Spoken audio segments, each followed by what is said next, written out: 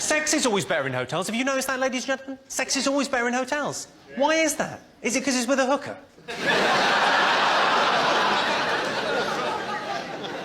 Because you don't have to what, sorry? Clean the sheets. Because you don't have to clean the sheets.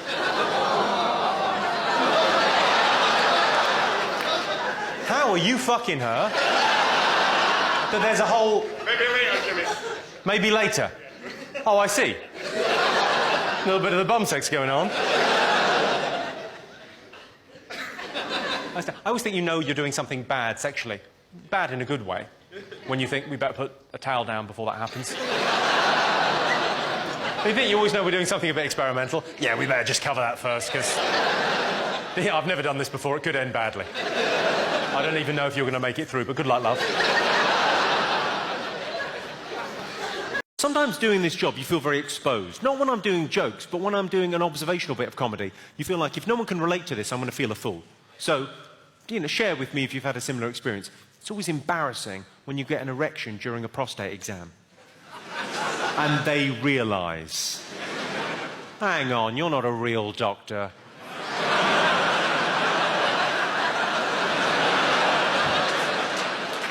Joke's on her, she hasn't even got a prostate.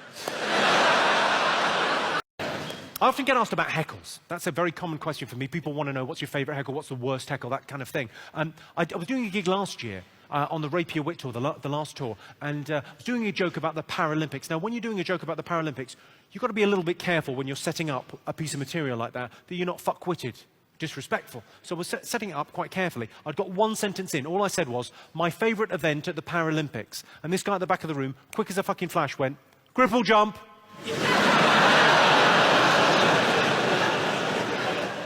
I wish I hadn't, but I fucking pissed myself. The other one I loved, I was doing a gig last year in Cardiff, and front and centre, this guy front and centre where you're sitting there, madam, out of nowhere, 20 minutes into the gig, he just went, "Dragon." So there wasn't a massive pause before he said dragon. That was just to let you know what happened there. In my head, I had to go, "Whose coat is that jacket?" to get it started in my head.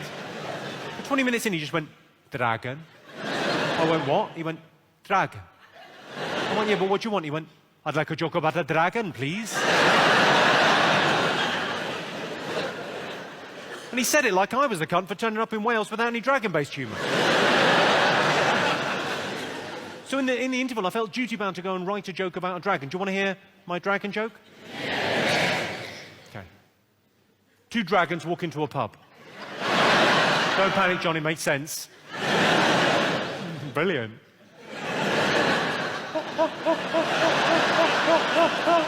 Oh, I love John. I'm just imagining a funeral called, you know, what do they call it when the funeral, when all the cars? Procession, yeah, funeral procession with drum and bass.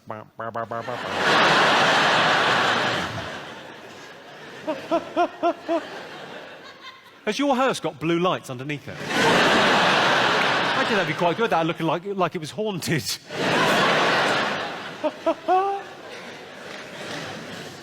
2 dragons walk into a bar. One says to the other, "It's hot in here." The other one says, "Shut your mouth."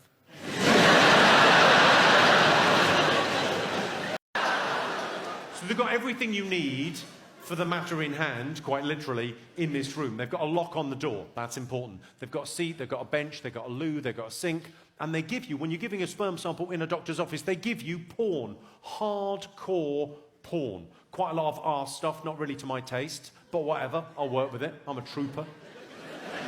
So I'm in there, and I'm doing what a man needs to do to produce a sperm sample, and I'm just about to complete the mission. I'm on what's referred to as the vinegar strokes.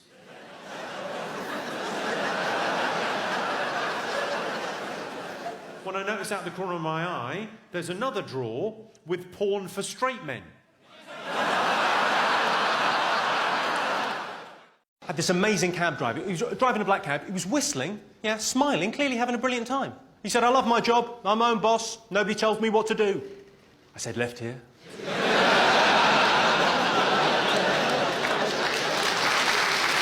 Gentlemen, if you're in a long-term relationship, you'll be familiar with this conversation. It's the conversation that happens 5 minutes after you think you've gone to sleep. You know the one I mean? TV's off, lights are off, books are down, everyone's washed their teeth, you're in bed, Night, night, love you, night, night. 5 minutes after that, just as you're drifting off into sleep, the most insecure voice you've ever heard in your life, out of the darkness, if we broke up, would we still be friends? I said, what do you mean, still?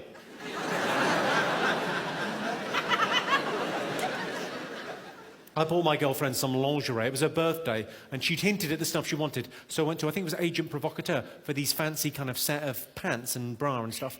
Well, quite right.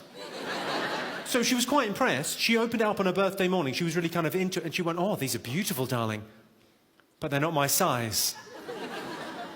I said, don't worry, I've had a chat with a woman in the shop, and she says, you can have an operation.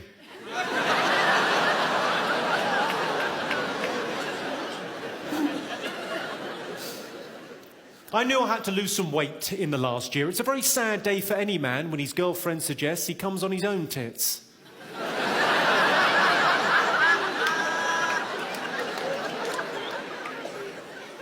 You ever done that? Have you ever mixed up a fat person and a pregnant person? It's embarrassing, isn't it? Especially if it's a fella. I had a fat girl come up to me recently after a gig. Well, I say a fat girl. She was either fat or 18 months pregnant. She was big. Bubbly, you might say. Not with an effervescent personality that filled the room, no, shaped like a bubble. She was a comfort eater. I don't mean she was eating for emotional comfort. She was eating till she was comfortable to sit on.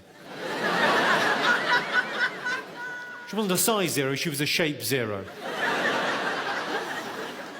Anyway, she came up to me after that. Well, she pretty much surrounded me. And she said, you're not meant to use the term fat.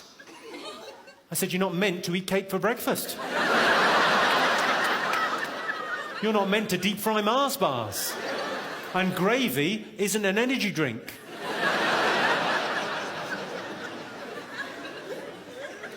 And if I can't say fat, because I wasn't using fat in a judgmental way, I was just purely being descriptive on stage, I was using the word fat. Apparently I can't use the word fat now. If I can't say fat, what term does she prefer? Chunky monkey wobble slob? Fatty boom batty? Or blubbernaut? And if you're offended by any of those terms, how about a salad? I tell you what, I'm a bit, not distressed at, but a little bit upset. The term real woman. I used to really like the term real woman. It meant a voluptuous, fuller-figured, curvy, beautiful, buxom, plump lady. You would say she's a real woman. Doesn't mean that anymore, does it? Real woman is now a euphemism for chunky monkey wobble slob. You say she's a real woman when you mean she's a really fat woman. She's dangerously close to being two women. Have you ever fucked a girl so fat you think it might count as a threesome? And I tell you when you know you're with a fat lass, when you find yourself in the throes of passion thinking, is that boob or arm? I'll give it a lick just to be sure.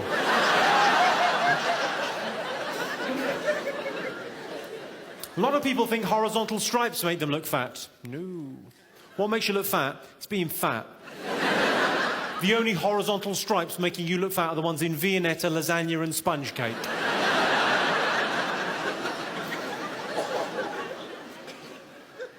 I had a fat girl come up to me after a show a couple of weeks ago, a very nice girl. She said, look, I really enjoyed the jokes, but I'm a fat woman. How do you think I feel? I said, squidgy.